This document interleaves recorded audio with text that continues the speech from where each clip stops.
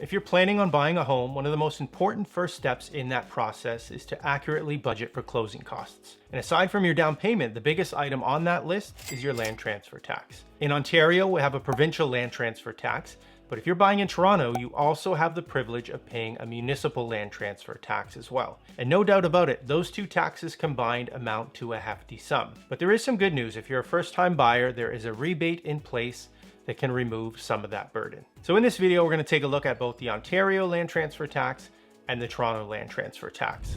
What are they? How are they calculated? How much can you expect to pay? What rebates are available? And how do you qualify for those rebates? My name is Jason Bondy-Sawyer with the Bondy-Sawyer real estate team here in the city of Toronto. Now, if you want to see more of our videos, please subscribe to the channel.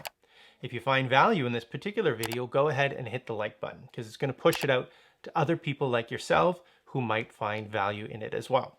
If you want to book a call with me to discuss your real estate needs, you can do so in that first link down in the description. So land transfer taxes are fees imposed by governments when real estate property changes hands. In essence, they are a one-time tax paid by the buyer of a property to the government, and they are based on the purchase price of that property. And just like any other tax out there, their purpose is to generate revenue for the government. According to this July 2023 article from the Globe and Mail, the Toronto land transfer tax, quote, implemented under former Mayor David Miller, has long been credited with keeping the city afloat and is projected to take in $948 million this year. Since 2008, it has raised about $8.6 billion, and it is not hyperbole to say that Toronto would have faced very difficult choices without it. Now, whether or not we agree with how these funds are being utilized, that's a topic for another video, but it's clear that this tax is a significant form of revenue for the government. So how are the taxes calculated? Well, if you saw the video I did on the difference between deposits and down payments, you'll remember that minimum down payment requirements are based on purchase price, and they're calculated using a sliding scale. And that sliding scale approach is used here as well to calculate land transfer taxes in Ontario and Toronto. So let's start with the Ontario tax. On the amount of the purchase price up to and including $55,000, the tax rate is 0.5%. On the amount over $55,000 and up to $250,000, it's 1%. On the amount over $250,000 and up to $400,000, it's 1.5%. On the amount over $400,000 and up to $2 million, it's 2%. And on the amount exceeding $2 million, where the land contains one or two single-family residences, the tax rate is 2.5%. For the Toronto tax, the thresholds and rates are the same. However, on January 1st, 2024, we are going to see 5 additional thresholds and rates come into play, and they are as follows. On the amount over $3 million and up to $4 million, the tax rate is 3.5%. On the amount over $4 million and up to $5 million, it's 4.5%. On the amount over $5 million and up to $10 million, it's 5.5%. On the amount over $10 million and up to $20 million, it's 6.5%. And on the amount over $20 million, it's 7.5%. So now that we've listed out the thresholds and the rates, let's take a look at a few purchase price examples to give you an idea of how much tax you'll be paying.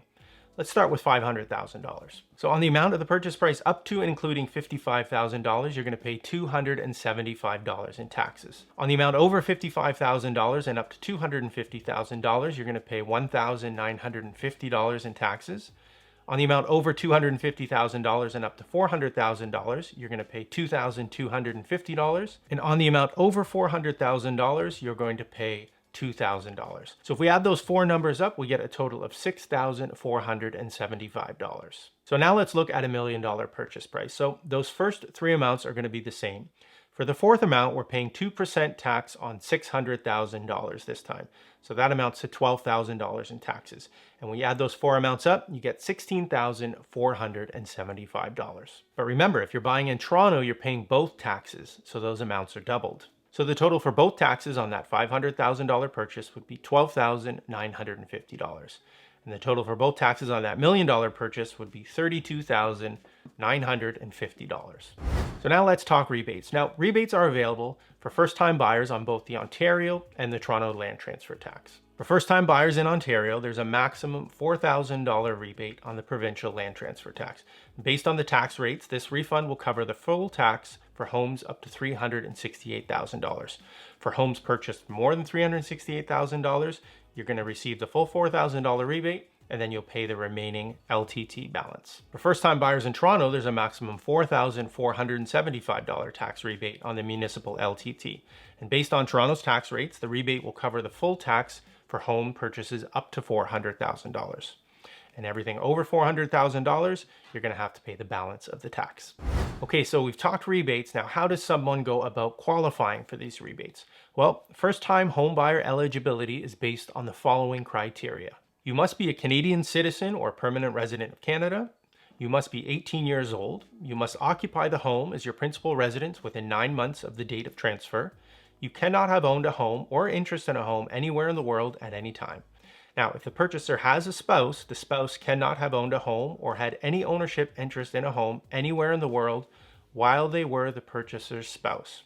Now, if the land transfer tax is claimed at the time of registration, it may offset the amount of tax that is payable by the purchaser. In other words, your lawyer will arrange it so that the rebate is applied immediately and you only have to pay the balance of the tax. If the refund is not claimed at the time of registration, you do have to pay the tax.